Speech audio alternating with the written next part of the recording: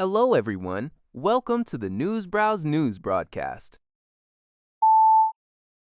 According to Xinhuanet, Chinese President Xi Jinping's special envoy Chen Xiaodong attended Costa Rica's presidential handover ceremony in San Jose on Friday. At the invitation of the Costa Rican government, Chen, who also serves as chairman of the China International Development Cooperation Agency, met with Costa Rican President Laura Fernandez. During their meeting, Chen conveyed President Xi's cordial greetings and best wishes to Fernandez. He highlighted the significant progress made in China-Costa Rica relations since the establishment of diplomatic ties nearly 19 years ago, emphasizing the tangible benefits both peoples have gained. Chen reiterated that the Chinese government approaches bilateral relations from a strategic and long-term perspective and is committed to fostering their sustained, sound, and steady development.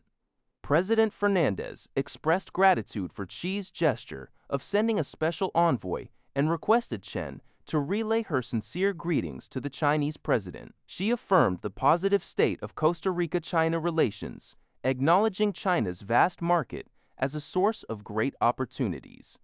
Fernandez indicated Costa Rica's openness to Chinese enterprises investing in the country and its willingness to enhance practical cooperation across various sectors, including infrastructure, education, and health, as well as to expand exports to China and deepen their traditional friendship for steady bilateral progress.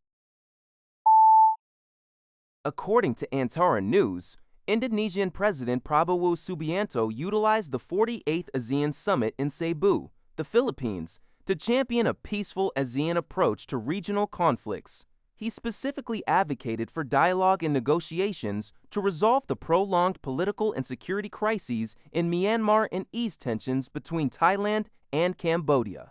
Foreign Affairs Minister Suyono highlighted Indonesia's stance that Myanmar's elections, if held, must be inclusive and lead to lasting solutions and peace. ASEAN leaders acknowledged Myanmar's initial steps toward peace, including the reported release of 6,000 political detainees and former leader Aung San Suu Kyi's transfer to house arrest. President Prabowo also urged Thailand and Cambodia to pursue peaceful resolutions, suggesting cooperation alongside diplomatic talks on border issues. Indonesia consistently promotes peaceful solutions across Southeast Asia to ensure regional stability. CNA reports that Singapore Prime Minister Lawrence Wong stated that discussions regarding a regional fuel stockpile for ASEAN are currently in a very early stage. Speaking after the 48th ASEAN Summit in Cebu, Philippines, on May 9, 2026, Wong highlighted that the concept is being explored as a way to enhance energy security, drawing parallels with the existing ASEAN Plus 3 Emergency Rice Reserve, which involves China, Japan, and South Korea. Philippine President Ferdinand Marcos Jr. also mentioned discussions on a mechanism for sharing fuel products during supply disruptions. Wong emphasized the need for swift ratification of agreements on petroleum security, intra-ASEAN supply chains, and the regional power grid. He also addressed the complex situation in Myanmar, acknowledging the region's frustration over slow progress but affirming ASEAN's commitment to patient, constructive engagement on the 5-point consensus. According to a report from CC China's exports in April surged by 14.1% year-on-year, reaching $359.44 billion.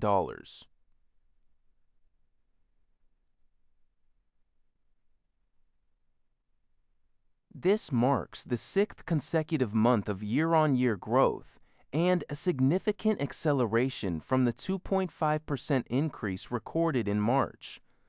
A key factor in this boost was the revitalization of trade with the United States.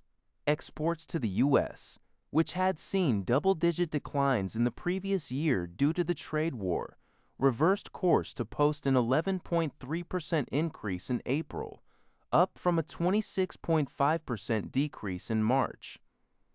Imports also showed robust growth, rising by 25.3% year-on-year to $274.62 billion.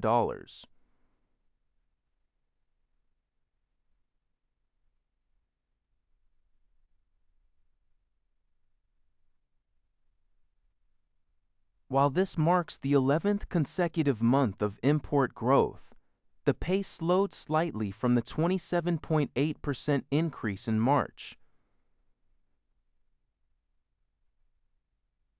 The overall trade surplus for April stood at $84.82 billion.